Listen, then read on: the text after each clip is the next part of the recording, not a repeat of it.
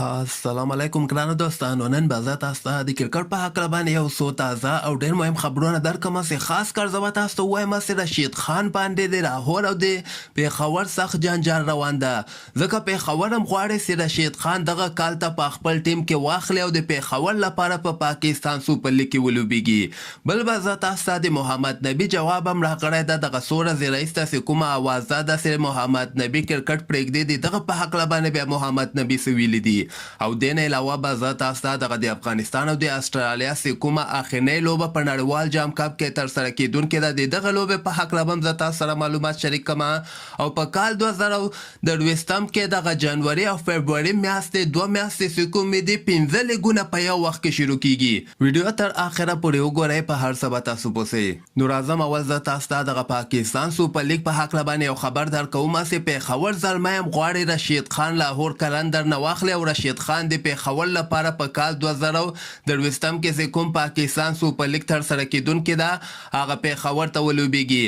د پېښور زلمی مالک جاوید افریدي چې کوم د رشید خان سره تماس نیولی ده، خو بل طرف ته لاهور کلندر بیا دغه خبره کوي چې رشید خان به موږ په هېڅ قیمت باندې نه پرېږدو، کار څومره پیسې رشید خان غواړي موږ به یې ورکوو، خو موږ رشید خان بل ټیم ته نه پرېږدو چې ورسره ولوبېږي. نو ګوره د پېښور زلمی خبرې هم رشید خان سره روانې دي. اوس دا په رشید خان باندې د که چېرته رشید خان وغواړي پېښور ته هم لوبه کولی سي، او مسخت پېښور زلمی مالک جاوید افریدي چې کوم ده دغه هم غواړي چې د پېښور لپاره د رشید خان ولوبېږي. او بل طرف ته پاکستان سوپر لیګ کې هم دغه بعضې لوبغاړي چې کوم دي دغه اوس نه هم اخیستل کېږي. پېښور زلمی ټیم چې کوم د کامران اکمل هم خوسې کړی دی، یعنې کامران اکمل هغه تېر کال ورته دومره ښه پرفارمنس ورنه کړ، هغه هم خوسې کړی ده. او دغه نور ټیمونه هم خپل کپټانان اعلان کړي دي. او دغه خبر چې کوم ده د رشید خان لپاره ډېر مهمه ده چې دی د پېښور لپاره لوبېږي او که لاهور کلندر لپاره لوبېږي. بل به زه تاسو ته د محمد نبي په هکله باندې یو خبر درکړم چې دغه څو ورځې رئیسه ډېره سخته اوازه روانه ده چې محمد نبي کرکټ نه ریټایرمنټ اخلي او شل ورځې لوبې پرېږدي دغه نړیوال جام کپ نه وروسته.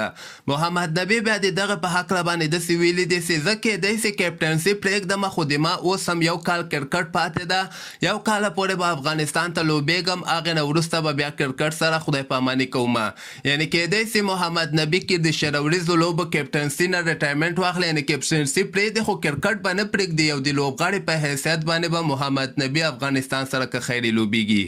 او دې نه علاوه به زه تاسو ته دغه د استرالیا او د افغانستان چې کومه په نړیوال جام کپ کې اخرنۍ لوبه ترسره کیدونکې ده، دغه لوبه 4 نومبر باندې یعنې د جمعې په ورځ باندې دغه لوبه ترسره کیږي.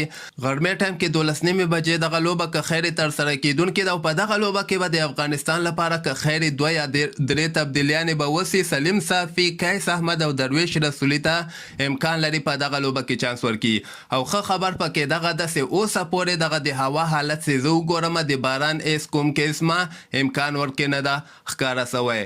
او په آخره کې به زه تاسو ته ووایم چې کال 2023 کې دغه اولنۍ میاشته جنوري او فبروري میاشته کې 15 لیګونه په یو وخت کې شروع کیږي.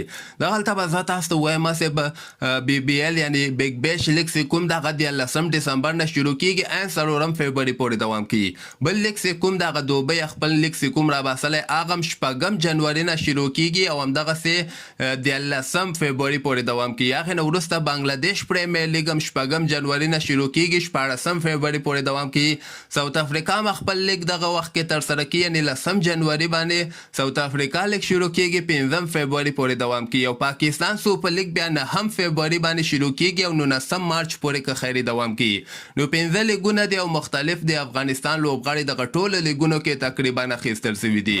نو همدغسې تازه خبرو لپاره تاسو دغه چینل هم در سره سبسکرایب کولی سئ.